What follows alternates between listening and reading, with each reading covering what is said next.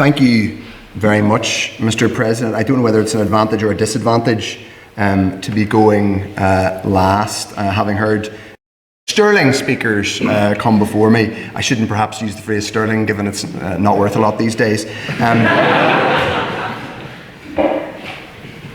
I obviously rise to conclude and oppose the proposition that this House believes the protocol has negatively affected Northern Ireland, not because I believe the protocol is by itself a perfect object, but because the protocol is a consequence of Brexit. It is, to use a phrase that was bandied about in Northern Ireland politics during the early days of the peace process, inextricably linked to Brexit. It is one in the same as Brexit. A large part of the Unionist opposition to the protocol is predicated on the idea that Northern Ireland should not, must not be treated any differently from the rest of the United Kingdom.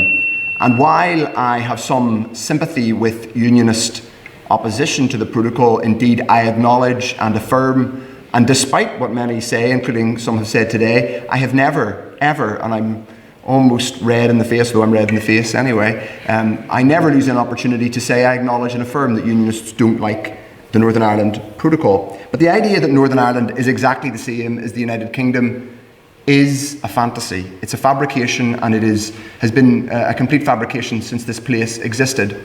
You don't have to go, and you don't even have to think about our institutions now. Look around you.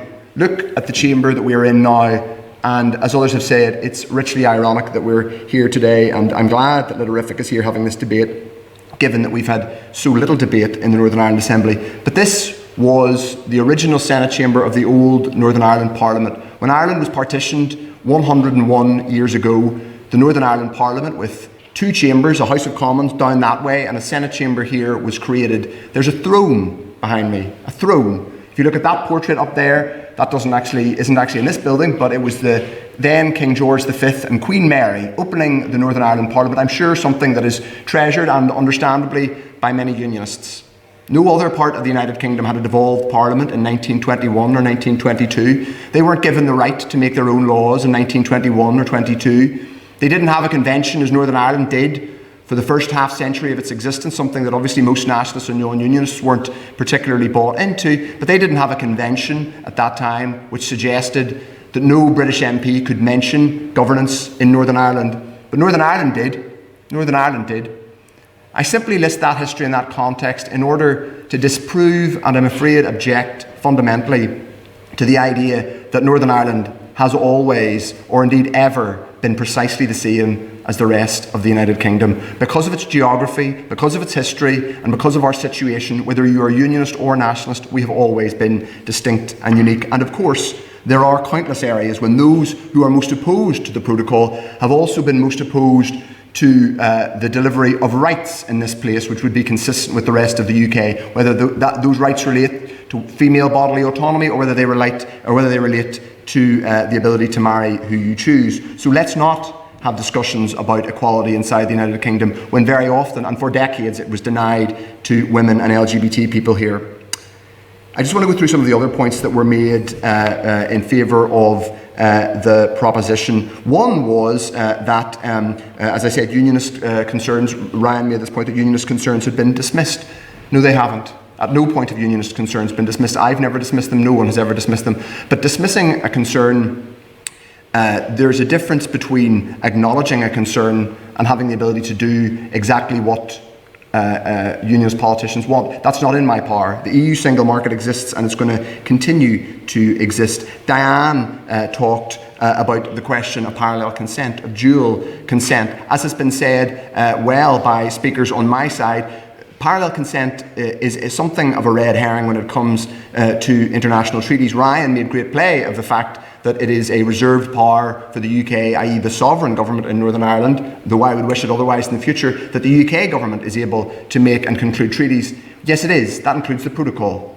That includes the protocol. I'm happy to give way. Well, I also made a point that we should, in striving to achieve any solution, should have tried, and the motion is looking backwards rather than forwards, should have tried to ensure the maximum possible consent for all sections of the community, and clearly there is a lack of consent from the unionist community in Northern Ireland. I'm glad you said that, Ryan, because you're right. We should have tried to achieve maximum consent from all portions of the population. The way to do that is, first of all, to have an assembly in which people can give voice, and an executive in which they can give voice to views. Secondly, to agree a close relationship between the UK and the EU, because I'm afraid there is no hard Brexit that achieves cross-community consent.